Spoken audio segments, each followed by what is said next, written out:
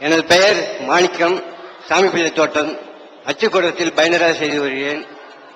மாமிச உணவு சாப்பிடலாமா, பாவம் இல்லையா? ஐயா அவர்கள் என்ன கேட்கிறாங்கன்னு கேட்டா, மாமிச உணவு சாப்பிடலாமா, அது பாவம் இல்லையா அப்படிங்கிறது அவங்களுடைய கேள்வி.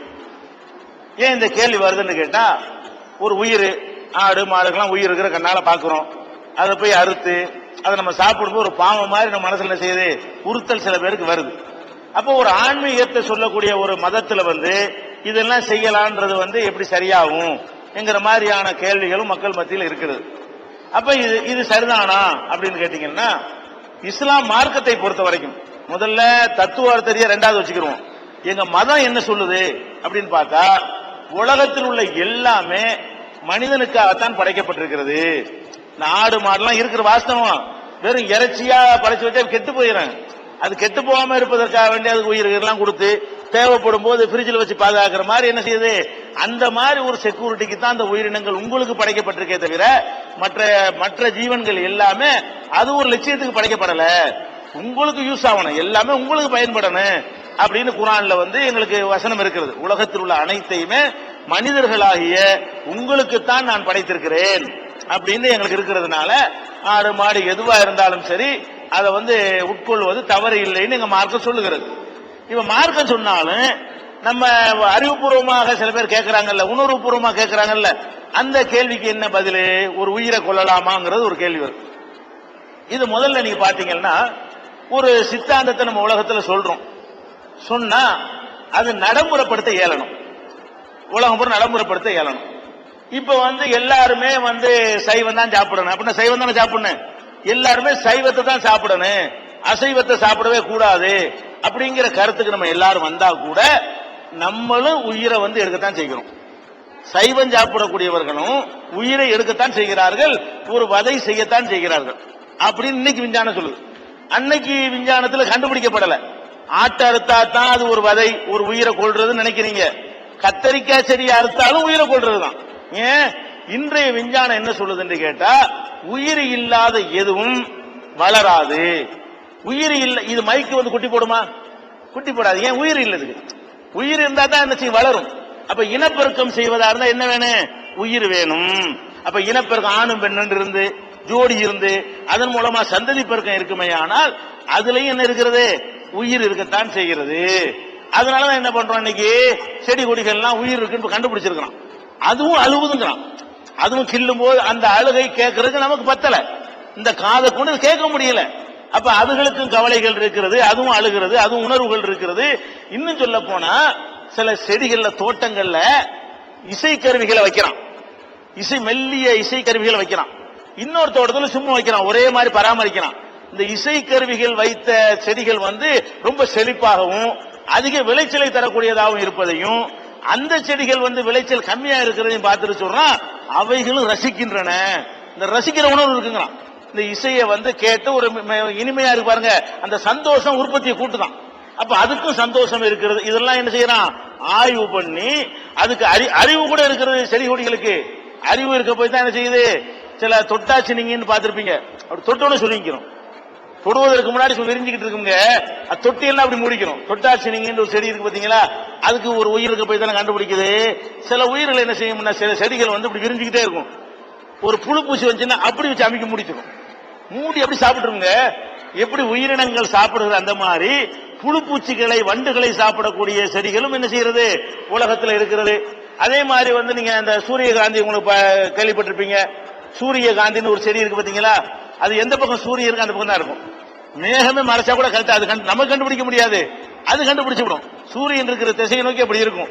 அதனால சூரியகாந்தி பேரு. காந்தின்னா காதலின்னு அர்த்தம், காந்தம்னா இழுக்கிறது தானே. சூரிய காந்தினா சூரியனின் காதலி. சூரியனின் காதலி அதுக்கு பேர் வருது. சூரியன் எங்கிட்ட இருந்தா அங்கிட்டு இருக்கும், மத்தியானம் எப்படி இருக்கும், சாயந்தரம் எப்படி இருக்கும். அப்ப சூரியன் எங்கிட்டு போகுதோ அங்கிட்ட எல்லாம் முகத்தை திருப்பிக்கிட்டு போகுதோ, உயிர் இல்லாமையா, உணர்வு இல்லாமையா, புரிந்து கொள்ளாமையா அப்படிங்கறதெல்லாம் வைத்து என்ன சொல்றாங்கன்னு கேட்டா, எல்லாத்திலையும் உயிர் இருக்குங்கிறாங்க. அப்ப உயிரை கொள்றது பாவம்ன்ற ஒரு லாஜிக் வச்சா சைவத்தையும் நம்ம தவிர்க்கணும். நம்ம சைவத்தை சாப்பிடுவதன் மூலமாக கூட என்ன பண்றோம், உயிரை தான் கொள்றோம். சரி, தண்ணீரை மட்டும் குடிச்சிட்டு வாழ இயலுமான்னு கேட்டா, தண்ணீர்லயும் உயிர் இருக்குது. இப்ப நீங்க எடுத்து பார்த்தா என்ன செய்யல, பாக்டீரியா கிருமிகள்லாம் நீங்க பார்க்கலாம். அதுதான் கொதிக்க வச்சு சாப்பிடுங்கிறான். உள்ள கிருமிகள் இருக்கு, அது உங்களுக்கு பிரச்சனையை உண்டாக்கி கொதிக்க வச்சு சாப்பிடுங்கிறான்ல. கொதிக்க வச்சு சாப்பிட்டா சூப் வச்சு சாப்பிடுறீங்கன்னு அர்த்தம், கொதிக்க வைக்காம சாப்பிட்டா பச்சையா சாப்பிடுறீங்கன்னு அர்த்தம். தண்ணியை குடிச்சாலும் லட்சக்கணக்கான உயிரை சாப்பிடுறோமா இல்லையா? அப்ப தண்ணியை சாப்பிட்டாலும் உயிர் தான், கத்திரிக்காய் சாப்பிட்டாலும் உயிர் தான், உருளைக்கிழங்கு சாப்பிட்டாலும் உயிர் தாங்கும் போது ஒண்ணு கொஞ்சம் பெருசு ஒண்ணு சின்னது, அவ்வளவுதான். அதான் வித்தியாசமே தவிர யார் உயிர்வதை செய்யல, உயிர்வதை செய்யாட்டி நீ வாழ இயலாது. மனிதன் மற்ற உயிர்களை நான் வதை செய்ய மாட்டேன்னு சொன்னால் அவன் செத்துற வேண்டியதான். எதையும் சாப்பிட மண்ணத்தான் திங்கலாம், மண்ணுலதான் அந்த உயிர் இல்லைங்கிறான். அப்ப மண்ணை தவிர நீங்க எதை தின்றாலும் என்ன இருக்கு, அதுல உயிர் இருக்கிறது. மண், இரும்பு, இந்த மாதிரி மரம், கல்ல கழிச்சு திங்க, இதெல்லாம் சாத்தியப்படுமா? இது செத்து போயிருவோம் நம்ம. அப்ப நமக்கு எதை சாப்பிடுத்தால் வாழ முடியும்னு பார்த்தா உயிரினத்தை சாப்பிடதான் வாழவே முடியுது, மண்ணை திண்ட வாழ இயலாது. அப்ப மனிதன் வாழ்வதை உயிரினங்களை தின்று வாழ்ற மாதிரி தான் அவனுடைய உடல் அமைக்கப்பட்டிருக்கிறது. ஃபர்ஸ்ட் விளங்கிக் கொள்ளணும். அப்ப எல்லாருமே சைவம்னு சொன்னாலும் பொய் தான். இதை நம்ம விளங்கிக் கொள்ள வேண்டும். அடுத்து என்ன நீங்க பாத்தீங்கன்னு சொன்னா, இப்ப நான்வெஜ் இந்த கறி மீன் எல்லாம் சாப்பிடுறோம்ல, உயிர் வதைன்னு தானே சொல்றாங்க. இந்த உயிர் வதைன்னு சொல்லக்கூடியவர்கள் அவர்கள் அறியாமலேயே பெரிய பெரிய உயிர்களையும் கொல்லத்தான் செய்யறாங்க. என்ன கொள்றாங்க? கண்ணுக்கு தெரிய எலியை கொள்றீங்களா இல்லையா? எலியை கொள்ற நியாயமா? கொஞ்சம் நெல்ல திண்டக்கான காலி பண்ணிடுவீங்களா? லேசா கொட்டினதுக்காண்டு கொசுவை கொள்ளுவீங்களா? கொசுமேட்டியா பயன்படுத்துறீங்க? நல்லா புகைய விடுறீங்க, செத்து உழுவுற கண்ணால பாக்குறீங்க, அந்த உயிர் சாகுத.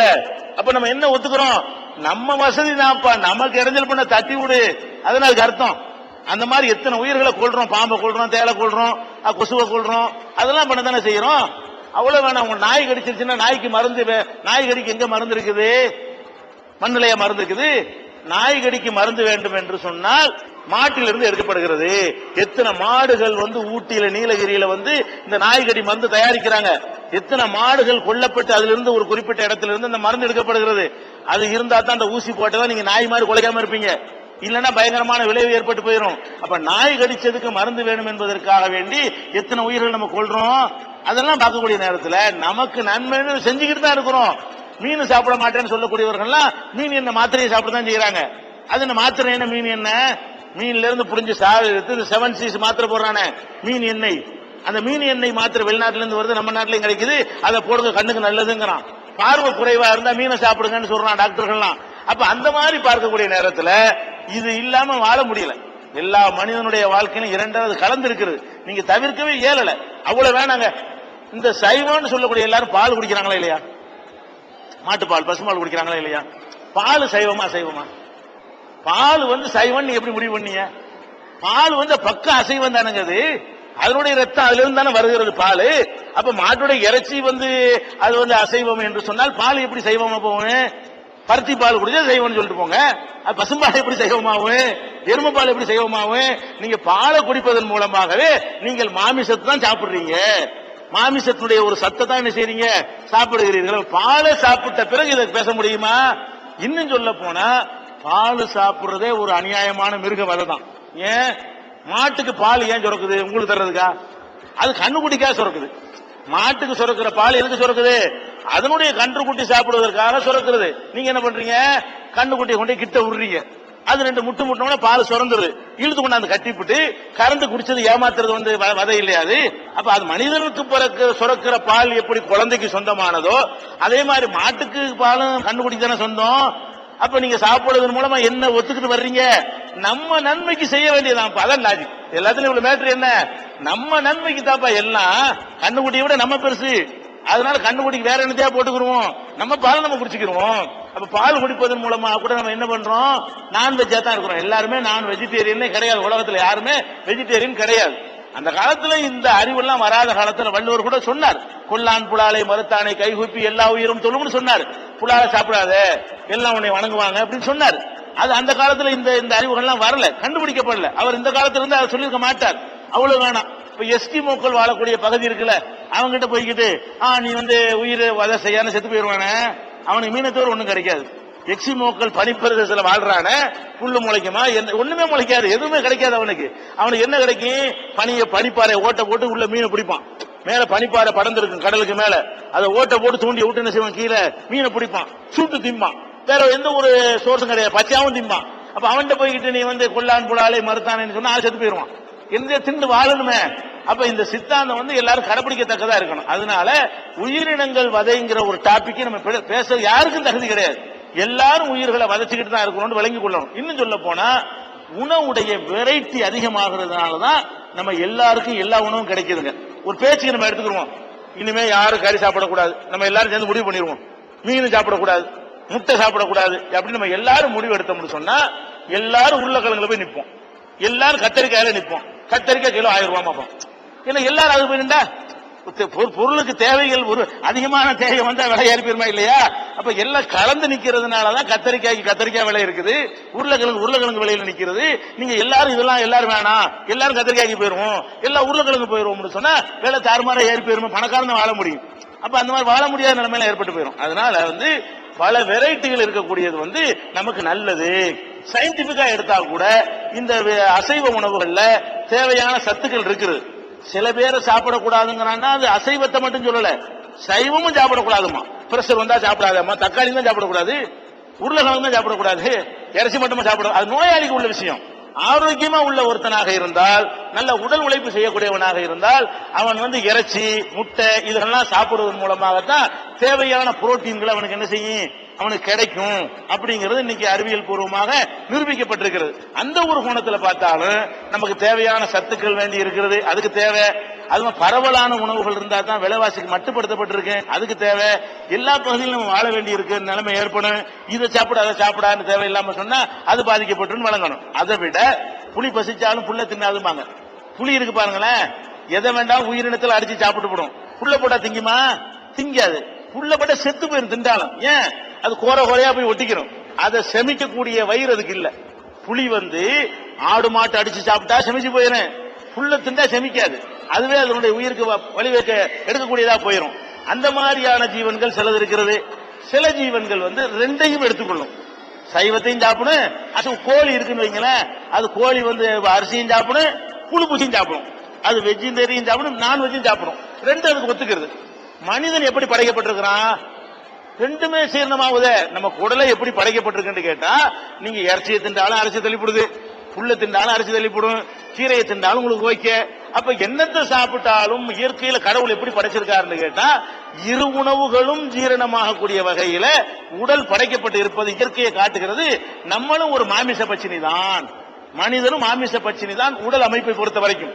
சாக பச்சினி கிடையாது, அப்படி நம்ம படைக்கப்படல. இது மாதிரி நிறைய காரணம் இருக்கிறதுனால இது உயிர் வதையெல்லாம் பார்க்க கூடாது. நம்ம நன்மைக்கு கடவுள் படைச்சிருக்கிறாரு.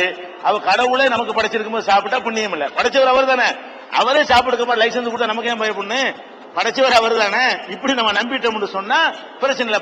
பழமொழி சொல்லுவாங்கல்ல, கொன்றால் பாவம் தின்றால் போச்சு. கொன்றா தான் பாவமா, தின்னுட்டாது போயிடுச்சுக்கலாம். அந்த அடிப்படையில் போய் கொண்டிருப்பதான் நல்லது.